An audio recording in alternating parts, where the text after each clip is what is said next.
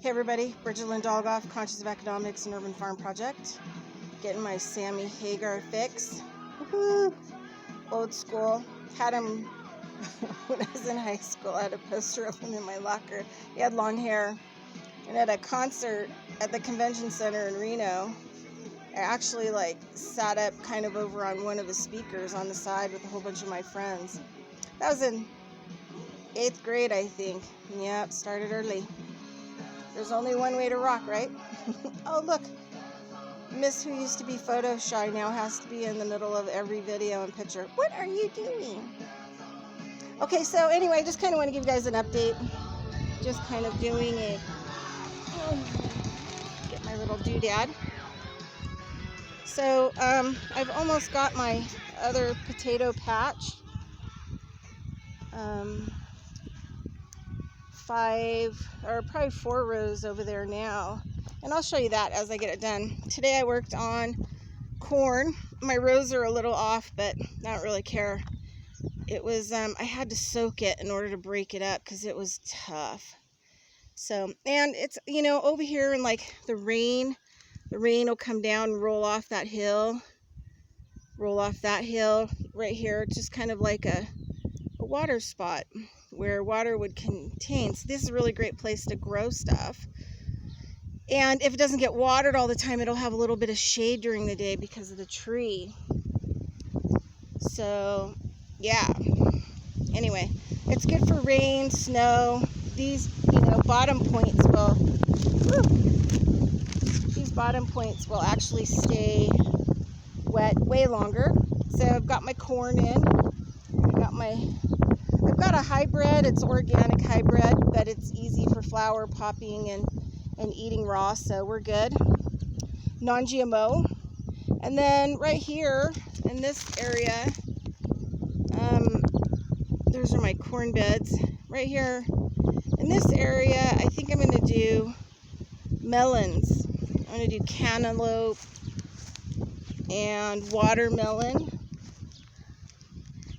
And I'm still cleaning the property up, behind this fence. I still have a ton of stuff to rake up and burn.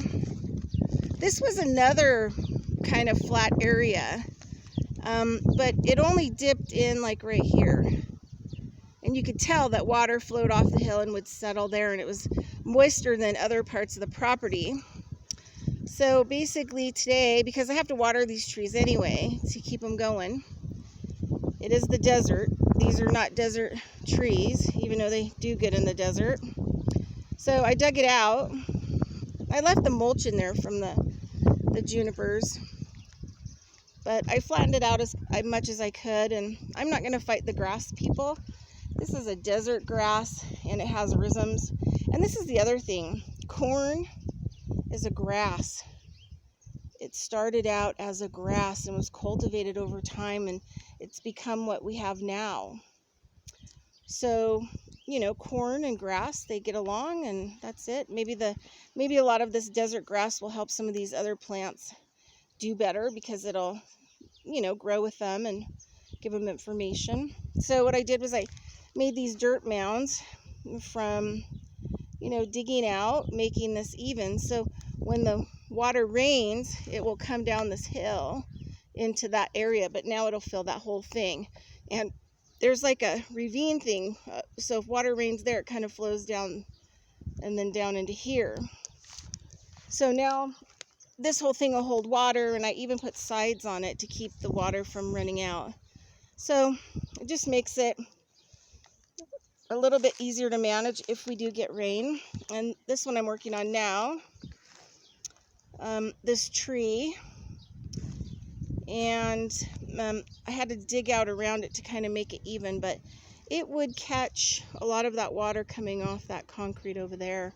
And I may dig in a little bit to kind of help pull water as it's coming off this building. It's going to want to go somewhere. And then I'm going to mash these mounds down like I did over here, and then I'll plant them. This one got planted rosemary, lavender, oregano, thyme, I have to think about what else I had in here. Let me look one moment. Oregano. Yeah, thyme, lavender, catnip. Oh, that's what I was looking for. Catnip. Catnip is super great for pain. Catnip is good stuff. I even smoke it. And also lavender is really good medicinal. Can be used for lots of different stuff. I can smoke that for respiratory stuff or make teas from it. And then also hydrosols. And then oregano and thyme. We got that in there for respiratory, viral, bacterial. And yeah, so we're just making a little mini garden apothecary.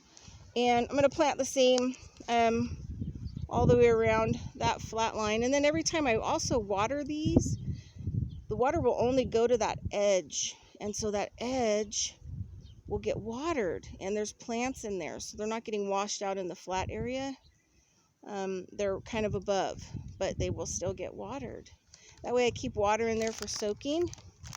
So I'm doing two things at once, trying to make things so, you know, they're easy to water and they're picking up water on the property. Okay. The last part today, I'm still looking for fence for my garden. There's like some dips and stuff in here. And this is a pretty big, you know, bald area. And I think I'm going to do kind of an interesting pattern.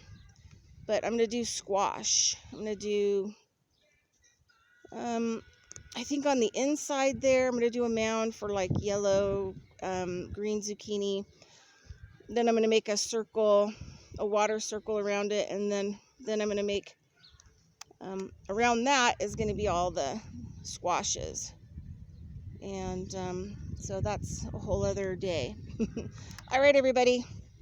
I'm just kind of going to give you some ideas on how to make things easiest and the best on you, and to, you know, collect rain resource, kind of a thing.